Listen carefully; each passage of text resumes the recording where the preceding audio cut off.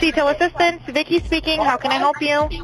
Hey, we're at the west tip of Horn, and our bilge pump stopped working. We're sinking. Can y'all please come? We have a membership.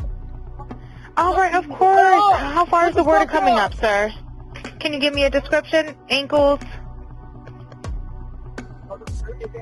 Hello? What'd you say? Hey. Yes. How far is the water coming up, sir? It's coming up. We're just sinking. I don't know. Like we're going down now. All right. Well, let's get you going. Membership number or phone number listed on that account, sir. I don't know the phone number. It's either. I think it's. Try that. All right. I know we have a membership, like guaranteed. I don't have the tag on Unless you here. have a membership number or anything, it's okay. I'll get you over to the captain. What's the best phone number to reach you at? Reach me at 2. All right. And is everybody on board in good health otherwise? Yeah, everybody's on board. All right. Do you need the United States Coast Guard? What? Do you need the United States Coast Guard? No, we do not need that. All right. All right. Do you have your current GPS coordinates? Let me go look. If not, I can send you a text message. North. Alright, are you ready? Yes, sir. I'm available. North 3 degrees. 4672. All right. 4672. All right. And you were breaking up a little bit. Can you just repeat it one more time to make sure I have it correct? Sorry, look. Hello, can you hear me? Yeah, what? So you're breaking up. If you need assistance, do you have a VHF radio? No, we do not have the VHF radio. All right. Well, let's try to get you going because you don't have good cell phone reception. Can you verify your coordinates one more time? Okay, my coordinates are 30 degrees by 14.684 north. And then west by 88 degrees by 46.79. Right, looks like you're on Horn Island, correct? Are you Yes, on we are Horn at Horn Island? Island. Yes. All right, is the boat sinking or you have it aground? We are sinking, yes. Is it aground is the question? No, we're not aground. We are in 17 foot of water. We're in 31 foot of water. All right, have to ask. What do you want to do? Do you want to be towed back? I want to get this boat unsank and towed back, yes. All right, where would you like it towed to, sir? You can tow it to Ocean Springs or Fort Bayou launch. All right, how many adults and children on board? No, there's no children. So, is there anybody on board? How many adults, sir? That was the question.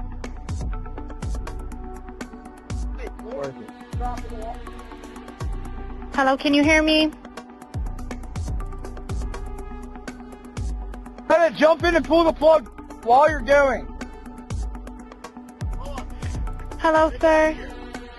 Hello. Yep, I just need you to answer these questions so I can get you over to the captain. Okay. How many adults on board? There's 0 adults on board.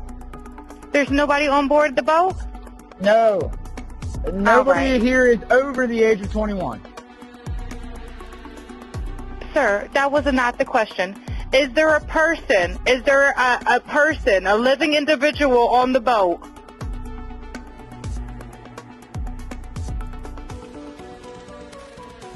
Hello? Is there a living person, someone breathing on the boat? Is there anybody on the boat? Yes, there's lots of people breathing on the boat.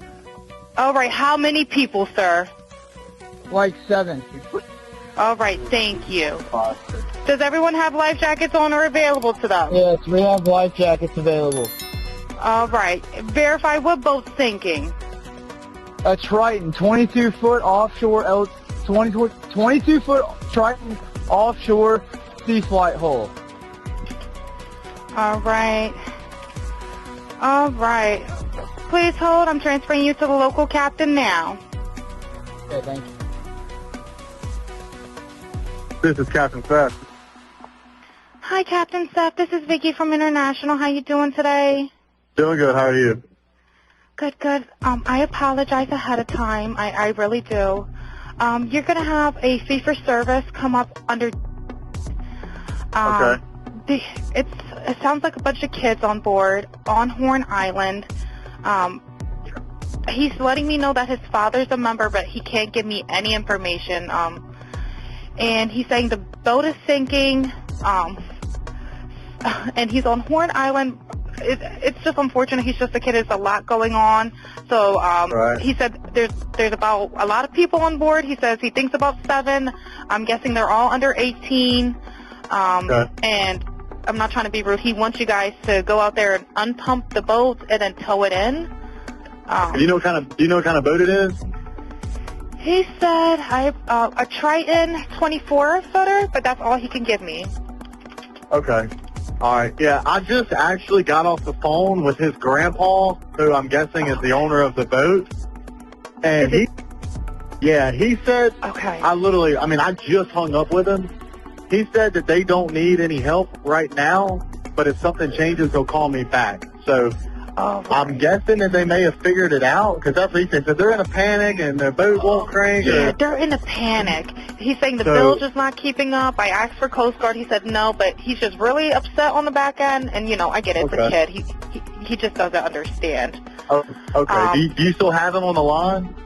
Yes, I still have him on the line. And, again, I couldn't find he couldn't give me anything regarding his grandfather's, membership, so it's just under fee for service. Okay. All right. Yeah, I just talked to. If you want to, we're so tied up right now. We can't really do any non-member jobs right now. Is member? Did you find out if he was a member or not? Yeah, I'm not sure if it's his boat or what. I'm not sure what's going on with it. But yeah, transfer the kid over. I'll talk to him, and then I'll call his grandpa back as well. All right. And did you want me to look up membership number or anything like that to see if he's up? I know you guys are You can swamped. try this cell phone number. Yes, sir.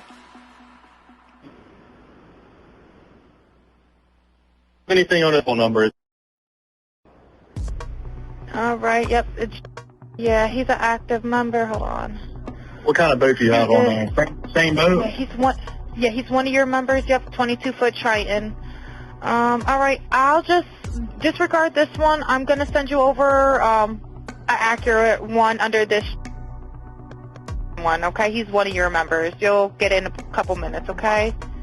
Okay, perfect. All right, and just transfer this kid over whenever you get a chance. All right, transfer him now. Thank you again, Captain. All righty. Stay safe out there. It's crazy. Have a drink. Oh, it's wild. All righty, thank you. Thank you. Bye-bye. Bye-bye. Hello? Hello? Are you there? I apologize. I will be disconnecting due to lack of response. That is the full emergency call from the boat Nolan Wells rowed to Horn Island on the 4th of July, start to finish, exactly as the state of Mississippi released it. For 3 weeks, the public had heard about 8 seconds of it. One sentence, "We're sinking. Can you all please come?" And you just heard the rest. And it is a very different thing to sit through than those 8 seconds ever suggested. The Mississippi Department of Marine Resources has put out the complete recording along with a stack of documents, 10 files, a drone search grid image, and a United States Coast Guard drift analysis. And the full call captures something the clip never did. A teenager on a boat that is filling with water, struggling to answer a dispatcher's simplest questions, unable to say how many people are aboard, unable to give membership details, panic in real time on a holiday afternoon, 10 miles from shore. It also captures the moment that quietly corroborates the friend's entire account of why they left, and the moment the emergency was called off by a phone call none of them made. You have now heard the whole thing, which almost nobody arguing about this case actually has. So stay with me, because what that call confirms, what it complicates, and the one question it still cannot answer are the whole reason it matters. Before we dive into this, if you have not already, make sure you are subscribed to True Crime Revealed and that your notifications are turned on. Drop the location and the time you are watching from in the comments. It costs you nothing, and it tells us how far Nolan's story is actually reaching. To understand why this recording is significant, You have to remember what has been missing from this case since the very beginning. Not theories. Those have been in endless supply. What has been missing is primary evidence. Things created in the moment by machines or by professionals before anyone knew this would become a national story. For 3 weeks, this case ran on memory. The friends remember one thing, a young woman remembers another, a mother remembers a phone call. And memory, as every account in this case has proven, bends. Then the records started arriving. Global positioning data from the state, time-stamping the boat's movements to the minute. Photograph metadata that killed a false claim about a pool party. A preliminary autopsy from a former chief medical examiner. And now this, a recording of the actual emergency as it was happening, in the voices of the people it was happening to. That is why it matters. Not because it solves the case, because it is real. It is one of the few things in this entire story that nobody is remembering, interpreting, or spinning. It simply happened, and it was recorded. And the timing of its release is worth understanding, because it did not leak. It was put out by a state agency, the Mississippi Department of Marine Resources, in response to public records requests, which is a very different thing from the anonymous screenshots and talk show reveals that have driven so much of this case. When a government body releases primary evidence through the records process, it carries a weight that a leaked image never will. It is official, it is complete, and it is the same for everyone who requests it. That is exactly the kind of source True Crime Revealed has been waiting 3 weeks for, and it is why this recording deserves a careful walkthrough rather than a reaction. And there is a practical reason that kind of evidence matters more than any interview, beyond simply being harder to fake. When this case reaches a grand jury, and the district attorney has committed to presenting it once the sheriff's investigation is complete, that room does not weigh memories the way a comment section does. It weighs the things that can be authenticated: timestamps, recordings, logs, reports. A panicked teenager's voice on a towing company's recorded line is exactly the kind of exhibit that ends up in front of those jurors, precisely because it was captured automatically and cannot be reshaped after the fact. The call was released by the Mississippi Department of Marine Resources, the state agency that patrols the water and that has been part of this case since the first search. It was obtained and published by Locks, the local news station on the Mississippi Gulf Coast. And one detail matters before we go a word further. This call did not go to 911. It went to Sea-Tow, a private membership-based towing company, the boating equivalent of roadside assistance. That distinction is going to matter more than it sounds, and we will come back to it. You just heard the whole thing, so this section is not going to replay it line by line. It is going to tell you what actually matters inside it. Start with what the 8-second clip that circulated for 3 weeks left out. That clip was the single sentence everyone knows: "We are sinking. Can you all please come?" What the full call adds is the thing the clip erased: the sound of the caller, one of Nolan's friends unable to answer the dispatcher's simplest questions. You heard him struggle to say how high the water was. "It's coming up. I don't know. We're going down, though." That is not a person calmly reporting a mechanical problem. That is a teenager in the middle of it, watching the water rise, 10 miles from shore. The clip made it a soundbite. The full call makes it fear. Then there is the exchange every outlet has fixated on, and you heard it yourself. The dispatcher asks how many people are on board, and the answer that comes back is not a number at all. No children, and no one over the age of 21. Taken literally, that means everyone aboard was somewhere between about 18 and 20. It does not tell her whether there are 2 people on that boat or 10. Some have called that moment darkly comic. It is not comedy. It is what a brain does under acute stress.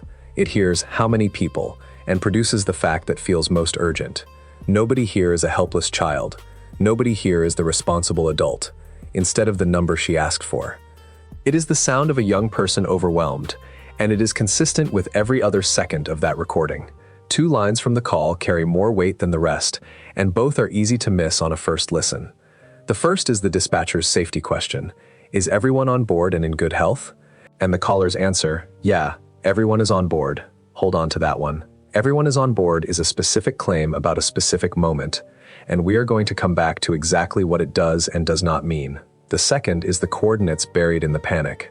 The caller manages the one piece of information that actually helps: the boat's global positioning location, and it places the vessel just off the northwest tip of Horn Island. That location is going to line up precisely with something else in the record, and we will get there too. And there is the phrasing that stays with you.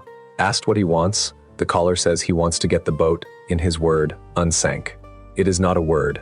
It is what an 18-year-old says when his friend's boat is filling with water, and he wants more than anything for that to stop being true. Before going further, one honest note about the tone of that recording, because it has been weaponized in both directions. Some viewers have heard the caller's confusion as evidence of guilt, as if a person who stumbles over a dispatcher's questions must be hiding something. Others have heard callousness in the background chatter. Neither reading survives contact with how people actually sound in emergencies. Dispatchers and first responders will tell you that panicked callers routinely cannot answer the simplest questions, give wrong information, laugh at inappropriate moments, and fixate on the wrong detail. It is physiology, not character. A brain flooded with adrenaline is a bad witness to its own situation. So the confusion on this call is not evidence of anything except fear.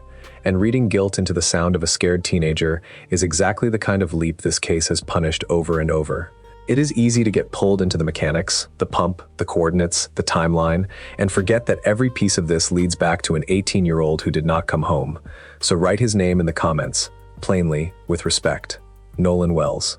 Let this comment section be about a person rather than an argument.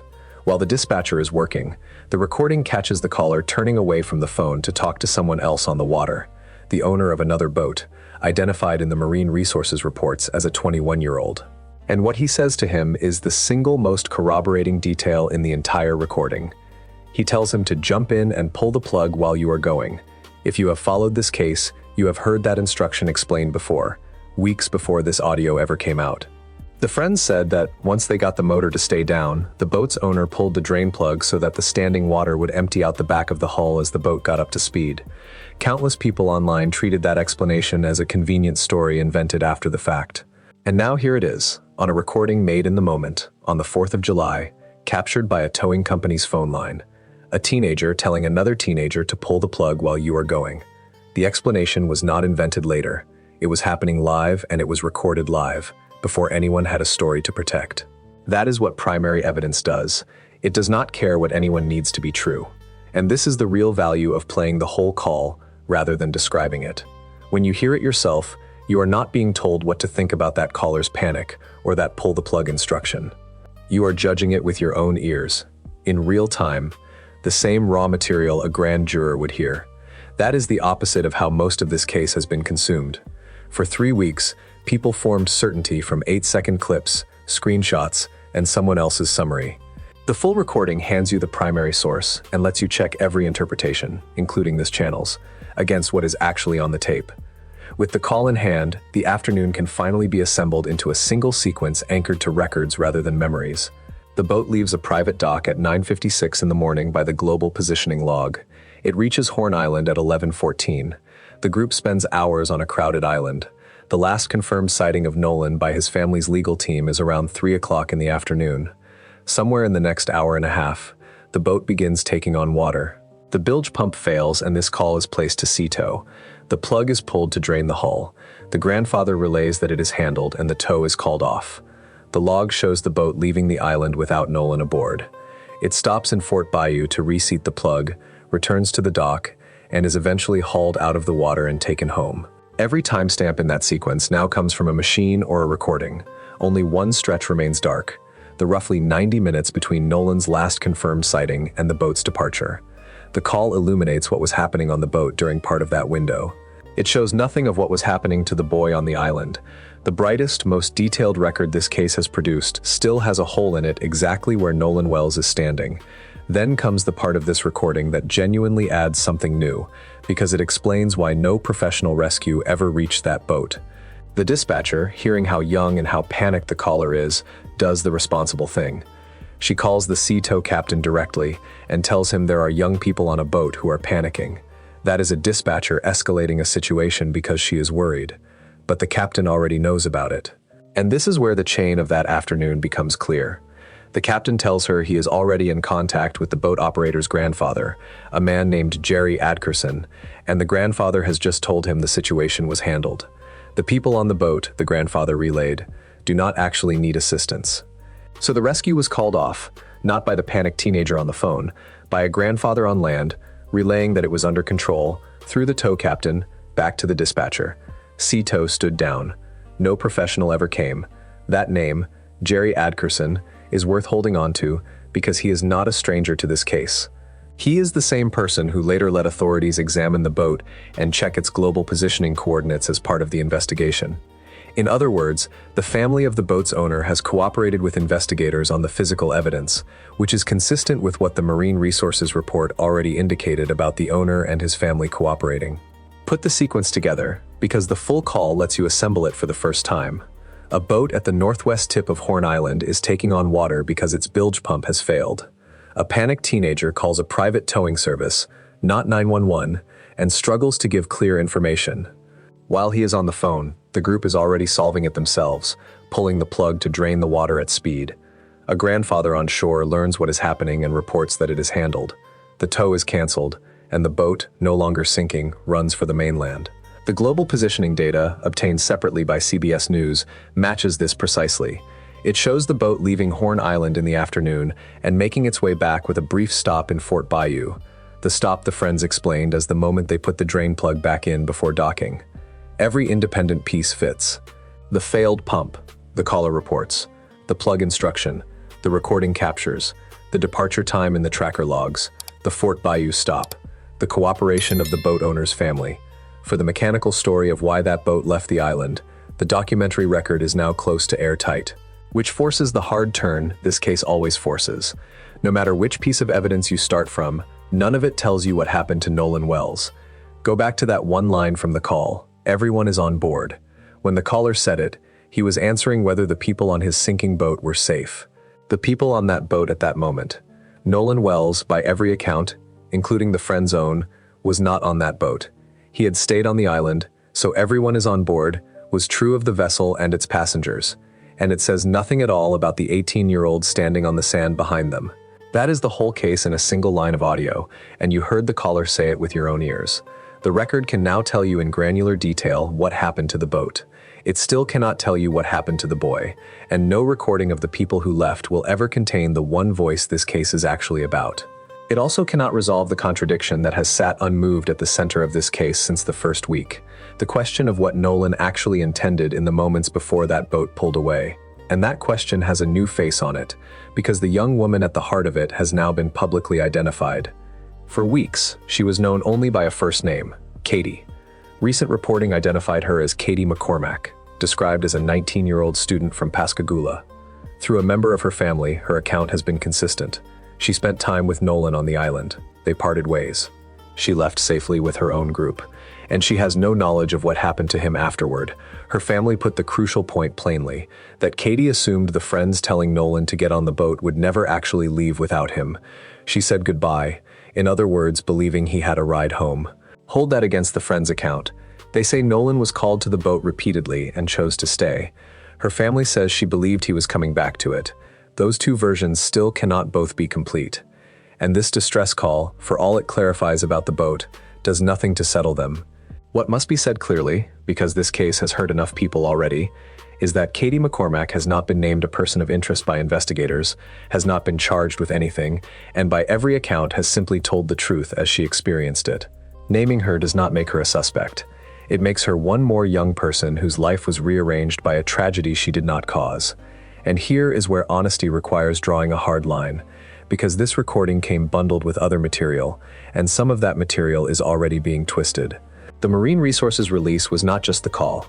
It included around 10 documents, a drone search grid photograph, and a United States Coast Guard particle drift analysis. Those two images deserve a moment, because they are the least sensational and most revealing things in the entire package. The drone search grid photograph shows how the water around Horn Island was actually searched, the area divided into sections and worked methodically, the way a serious search is run. It is documentary proof of the scale of the effort in those first days. Not a couple of boats poking around, but an organized grid across open water, which is consistent with the accounts of dozens of Marine Resources vessels, aircraft, and volunteers that were described from the very first morning. The Coast Guard particle drift analysis is more technical and, in a drowning investigation, genuinely important. When someone goes into open water, agencies can model how the currents, wind, and tide would have carried an object or a body over time. That drift modeling is how searchers decide where to look, and later how investigators reason backward about where a person likely entered the water given where they were found. Nolan's body was recovered at the northwest tip of Horn Island. The distress call placed the boat just off that same northwest tip. A drift analysis is exactly the tool that connects those two facts, or fails to, and it is the kind of evidence that speaks directly to one of the pathologist's 7 unanswered questions. How did Nolan Wells enter the water? These are the documents that matter to a grand jury and barely register in a comment section because they are technical, sober, and impossible to sensationalize honestly, which is precisely why they are worth telling you about, and precisely why almost nobody covering this case has. But alongside the real documents, a claim has spread across social media that one of the files contains the words, "alcohol intake heavy," and that the caller can be heard saying they were in 31 feet of water. As of this recording, neither of those specific claims has been confirmed by any major news organization that verified the documents.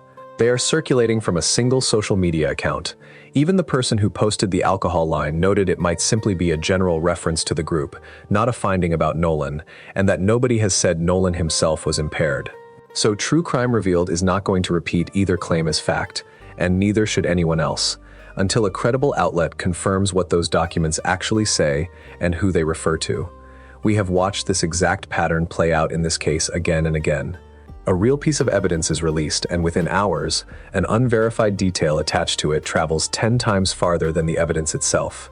The pool party photograph, the voice on the fight video, the idea the FBI had taken over. Every one of those was false or distorted, and every one of them outran the truth for days. If those toxicology-related details turn out to be real, they will come out through the official autopsy, which the district attorney has now confirmed will be released only when it is presented to a grand jury. That is the venue where a line like alcohol intake gets context, gets cross-examined, and gets attached to an actual person rather than a rumor. Not a screenshot. There is also a fair question buried in this recording that deserves to be asked plainly, without pretending it answers itself in either direction. Why call a private towing company instead of 911 or the Coast Guard? For a boat that is sinking, there are 2 honest readings, and a careful person holds both. The critical reading is that a genuine sinking emergency with lives at risk is a 911 call, and that reaching for a membership towing service instead suggests the group did not truly believe their lives were in danger, which cuts against the idea that this was a life-threatening crisis serious enough to justify everything that followed. The sympathetic reading is that this is exactly what a lot of young boaters do. Sea tow is the reflex on that coast. It is the boat you call for engine trouble, dead batteries, a boat taking on water. It is roadside assistance for the water. A panicked 19 or 20-year-old whose friend's boat is filling up may reach for the number the family already has a membership with, not because they are calm and calculating, but because it is the number that means help with a boat. And the group did solve the immediate problem themselves within minutes. Both readings are legitimate. The recording does not settle which is right, and any channel that tells you it does is selling you something. What it establishes is only this: the emergency was real enough to prompt a frantic call, and resolved quickly enough that it was called off before anyone professional arrived. There is one more thing the full call quietly underscores, and it is the strangest fact in this entire case. The caller told the dispatcher the boat was at the west tip of Horn Island, surrounded, by every account, by a holiday crowd. Aerial photographs released separately show hundreds of boats around that island on the 4th of July. Nolan's friends have estimated thousands of people, with hundreds on their own stretch of beach. And one friend said he knows of a boat that did not leave until 8 that evening. This was not an empty wilderness. It was one of the busiest stretches of water on the Gulf Coast that day. And yet, 3 weeks on, with a distress call now public, with global positioning data public, with call logs public, there is still no account from a single one of those hundreds of people describing Nolan Wells after roughly 3 in the afternoon. Not a sighting. Not a conversation, not a photograph with his face in it. The closest thing anyone has produced is a video obtained by TMZ, recorded at 23 minutes past 2 in the afternoon, showing a young man on the back deck of a boat in trunks, matching the color Nolan was wearing. His face, not visible. That is the void at the center of this case, and no amount of released audio fills it.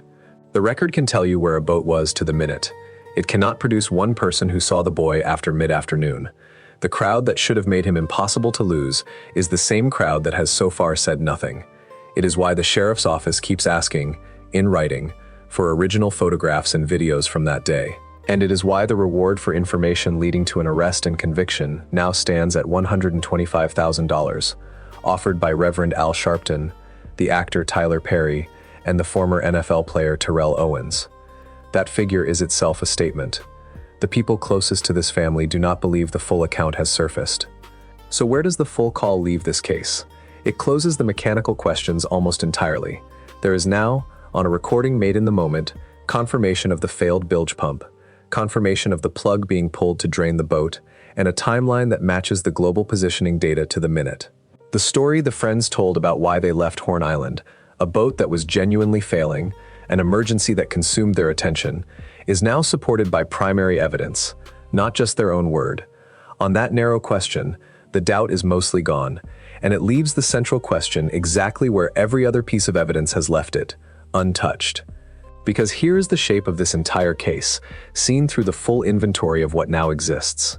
On the question of what the friends did, when they left, why they left, how the boat behaved, who they called and when, the record has steadily, piece by piece, supported their account. The global positioning data, the distress audio, the plug instruction, the call logs showing the first call went to Nolan's mother, the photo metadata, item after item has checked out. On the question of what happened to Nolan Wells himself, the record supports no one, because it does not exist yet. The only professional document that speaks to it, the independent autopsy, says undetermined twice and lists 7 questions it cannot answer. And the one finding that unsettles everyone, an unexplained area of red discoloration at the back of an 18-year-old's head, in a place the state's first examination never even looked, remains exactly what the pathologist called it, inconclusive, flagged for further investigation, neither cleared nor confirmed. Both of those things are true at once, and holding them together is the entire discipline this case demands. A group of teenagers can be telling the truth about a sinking boat, a pulled plug, and a departure. And a family can be right that a mark on the back of their son's head demands an answer nobody has given them. Neither of those requires the other to be a lie. To understand why even the coming documents may not deliver the clean answer everyone wants, it helps to understand what determining a drowning actually involves, because it is one of the hardest calls in forensic pathology. There is no single test that confirms a drowning. In most deaths, the body carries its own explanation: a wound, a diseased organ, a toxic substance. Drowning frequently leaves none of that. Pathologists look instead for supporting signs: fluid and foam in the airway, the condition and weight of the lungs, water in the stomach, indications a person was actively breathing while submerged. Then they weigh those signs against the circumstances of how the person entered the water. In a drowning case, the circumstances are not background, they are part of the diagnosis itself. That is exactly why the independent pathologist wrote that confirming how a person entered the water is especially important for someone who could swim, as Nolan could. Now connect that to the drift study in this week's release. A particle drift analysis is one of the few tools that speaks to that precise question, where a body likely entered the water, given the currents and where it was recovered. It will not name a cause of death, but it is a piece of the circumstantial picture a pathologist needs. And its presence in the state's evidence file tells you the investigation is building exactly the kind of record a defensible determination requires. It also tells you why the answer is taking so long, and why undetermined was the only honest thing the independent examiner could write with the limited material he had. What comes next is not another piece of leaked audio. It is the official autopsy, which will be unsealed only for a grand jury. That last point is itself recent, and it changes what everyone is waiting for. The Jackson County District Attorney, Angel Myers-Mrath, confirmed that the state's autopsy will not be released to the public at all until it is presented to a grand jury. Her explanation was pointed. She said she understands the public's urgency to know what happened to Nolan, but that her office is not taking time for time's sake. It is taking the time the investigation requires. And she noted that in her county, nearly every death that is not plainly natural or a simple car accident goes to a grand jury, and that she has handled death investigations this way her entire career. For a public that has been waiting for the state report to drop any day, that reframes everything. There is no document coming that a news station is going to publish next week. The state's findings, the toxicology, the answer to how Nolan entered the water, all of it now travels straight into a sealed grand jury process, where it will be weighed in private before anyone outside sees it. The waiting, in other words, is not almost over. It is structured to last. So the road ahead is clear, even if the destination is not. The official autopsy, the toxicology results, the forensic examination of Nolan's phone, which both sides agreed to conduct together, and which still has not happened. And whatever that grand jury decides once it has all of it in one room, around the evidence. Meanwhile, a political fight has broken out that is now almost as loud as the case itself, and honesty requires laying out both sides of it. State officials have pushed back hard on the family's national advocates. The governor of Mississippi has accused attorney Ben Crump and Reverend Al Sharpton of fueling division around the case.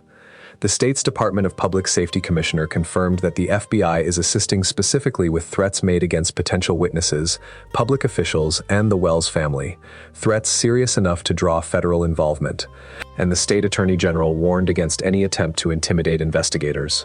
From the other direction, the president of the NAC accused Mississippi and local officials of being, in his words, derelict in their duties, a charge leveled at the same press conference where the independent autopsy was released. Hometown officials answered by closing ranks around Sheriff John Ledbetter, with a member of Congress from the area expressing complete confidence in him. True Crime Revealed is not going to tell you who is right in that fight, because it is a political argument and not a factual one, and because none of it establishes how Nolan Wells died. But it belongs on the record because it is now part of the environment every piece of evidence in this case lands in. A distress call gets released into a war between a governor and a civil rights attorney. That is the world this recording arrived in. It is worth noting, too, that this case is not quieting down as it ages. It is escalating. In the same window this audio was released, the case drew the attention of national true crime broadcasters, with commentators on cable television dissecting the unexplained mark on Nolan's head and the missing neck structures for audiences of millions. A major newspaper ran a lengthy piece placing the case in the long shadow of Mississippi's history, noting that next month marks 71 years since the killing of Emmett Till. Whatever the facts turn out to be, this is now a story the country is watching, which raises the stakes on every document still sealed and every decision the grand jury will make. The pressure that produced a released distress call is the same pressure that will follow this case all the way to its conclusion. Those are the documents that will end this. Not a screenshot, not a talk show, not a comment section. A room full of ordinary citizens looking at the complete record, including a recording of a frightened teenager on a sinking boat who told a dispatcher, truthfully, that everyone was on board, while the one person this entire case is about stood on an island behind him, already somehow beyond anyone's help. If you are following this case through True Crime Revealed, keep those notifications on, because when the official autopsy is unsealed, when toxicology comes back, when that phone is finally examined, and when the grand jury acts, the verified breakdown will be here the day it is confirmed, and not a minute before. No leaks dressed as facts. No rumors dressed as evidence. Nolan Xavier Wells was 18 years old, a graduate of Ocean Springs High School, and a rising sophomore wide receiver at Southwest Mississippi Community College, days away from reporting back for his season. He would have turned 19 in August. On the recording released this week, you can hear his friends fighting to save a boat. You cannot hear him. By then, wherever he was already out of frame, the way he has been out of frame in every piece of evidence this case has produced. A tracker that logged a boat but not a boy, a photograph of an empty pool from a week before, a call that confirmed everyone aboard was safe and said nothing of the one who was not. The whole case is the search for the part of the record where Nolan Wells finally appears. It has not been found yet. Until it is, everyone owes his parents the same thing: the truth, carefully, and nothing added that is not real. Nolan Wells. Say his name, and stay with True Crime Revealed until there is an answer.